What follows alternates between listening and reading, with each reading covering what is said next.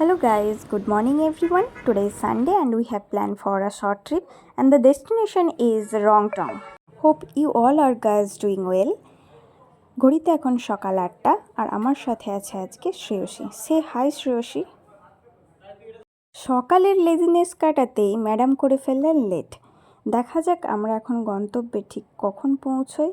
যদিও আমরা প্ল্যান করেছিলাম ঠিক সকাল 6:30টার সময় বের হলে আমরা রংটং পৌঁছতে ম্যাক্সিমাম 7:30 থেকে 8টা, আর আমরা হয়তো রংটংয়ে পৌঁছে ভালো কিছু ভিউজও পেতে পারতাম, কারণ সকালের রংটংটা সত্যিই সুন্দর।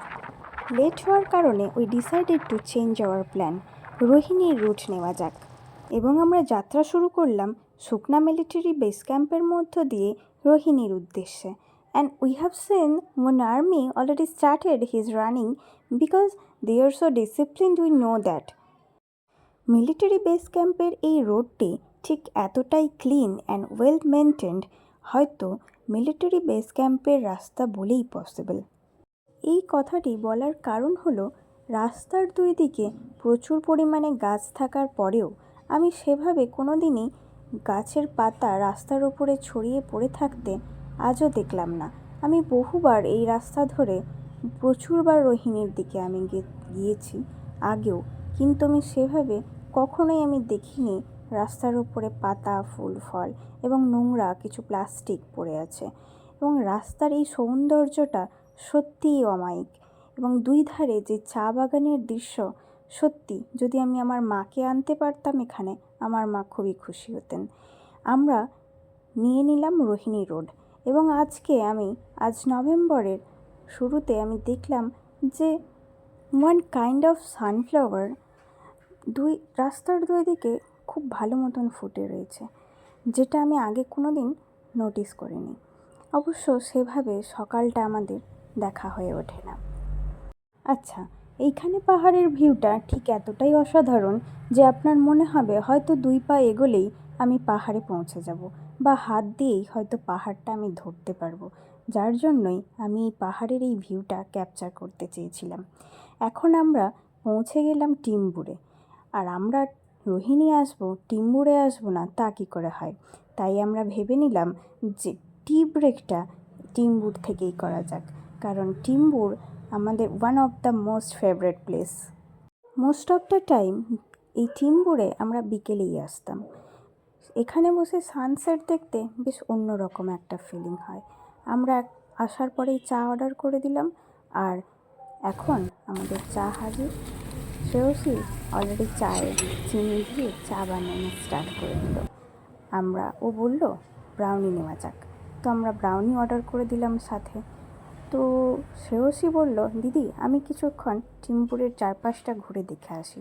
আমি বললাম ঠিক আছে যাও, ততক্ষণ আমি কিছু ফটোজ, সেলফি আর নেচার উপলব্ধি করি। তারপর কিছুক্ষণ বাদে শ্রেয়সী আসলো ঘুরে। আমি ভেবেছিলাম টিম্বুরে হয়তো খুব একটা সকালে কেউ আসে না।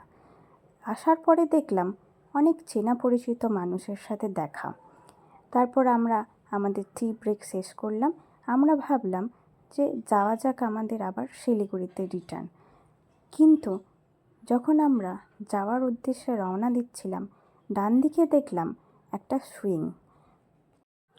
সুইংটা দেখার পর ছোটোবেলার অনেক কথাই মনে করিয়ে দিল। তাই চাইল্ডহুড মেমোরিজ আর একটু তাজা করার জন্য আমি একটু সুইংয়ে চড়েই নিলাম। ঘড়িতে তখন বেলা 11:30, আর আমাদের তখন মন চাইল না যে আমরা শিলিগুড়িতে রিটার্ন করি। তাই আমি বলে বসলাম, চল আমাদের বাহনদেব রেড ভেলভেট ঠিক কতটা আমাদেরকে স্বাদ দেয়, যাওয়া যাক ওপরে। আমরা যাত্রা শুরু করলাম দার্জিলিংয়ের রাস্তায়। দেখতে থাকি ঠিক কতটা যায়। তারপর এত সুন্দর ভিউ পাওয়ার পর তখন মনে হলো আরও ওপরে যাওয়া যাক। বলেই ফেললাম চল কার্শিয়াং যাওয়া যাক। কার্শিয়াং আমি এর আগেও স্কুটিতে একবার গেছি, কিন্তু খুব একটা কনফিডেন্স ছিল না। সেকেন্ড টাইম আমি যখন কার্শিয়াং যাওয়ার উদ্দেশ্যে রওনা দিলাম, তখন হালকা একটু কনফিডেন্স গ্রো যে করেছে এটা ভালোই বুঝতে পারলাম, কারণ সেভাবে আমি টেনশন করছিলাম না যে কিভাবে আমি পৌঁছবো। তাই পৌঁছেই গেলাম কার্শিয়াং। এখানে সবাই সেলফি নিচ্ছিল দেখে আমরাও কিছু সেলফি আর ভিডিওস নিয়ে নিলাম। এখানে আমার পার্টনার বাড়ির লোকের সাথে কথা বলতে শুরু করলো, কারণ ওনারা জানতেন আমরা বাইরে বেরোচ্ছি এবং ওনারা যথেষ্ট টেনশন করছিলেন। তাই ও ইনফর্ম করে দিল পৌঁছে গেছি। এবং আই লাভ কার্শিয়াংয়ের সামনে অ্যাজ ইউজুয়াল লোকেরা যেভাবে পোজ দিয়ে সেলফি নেয় বা ফটোজ নেয় ওরকমই চলছিল। ওটা দেখার পর আমরা চলে গেলাম একটা চা দোকানের সামনে। তো ওখানে বসে এই ভিউটা আমরা পেয়ে এত ভালো লাগলো যে আমাদের মনে হলো এখানেই কিছুক্ষণ কাটিয়ে নেওয়া যাক। আধা ঘন্টা থেকে 45 মিনিট এখানে বসার পরে আমরা ডিসাইড করলাম চলো বাড়ি ফেরা যাক। তারপর আমরা শিলিগুড়ির উদ্দেশ্যে রওনা দিলাম। তখন শ্রেয়সী আর্জি করলো যে দিদি একটু দাঁড়িয়ে যাও, আমি না ফুল নেব এখানে, যেটা বাঙালিদের স্বভাব। পাহাড়ে যাক বা ফরেস্টে কিছু তো নিয়ে বাড়ি ফিরতেই হবে। তাই ও খুশি খুশি দুটো ফুল নিয়ে নিল ওখান থেকে। তারপর আবার রওনা দিলাম শিলিগুড়ির উদ্দেশ্যে, কারণ আমাদের বাহনদেব আমাদের জন্য ওখানে ওয়েট করছে, তাই ওকেও বেশি দেরি করালাম না। লাস্ট একটা ভিউ আপনাদের দেখিয়ে দিই, তারপর দেখা হচ্ছে পরবর্তী ব্লগে। টাটা, সবাই ভালো থাকবেন।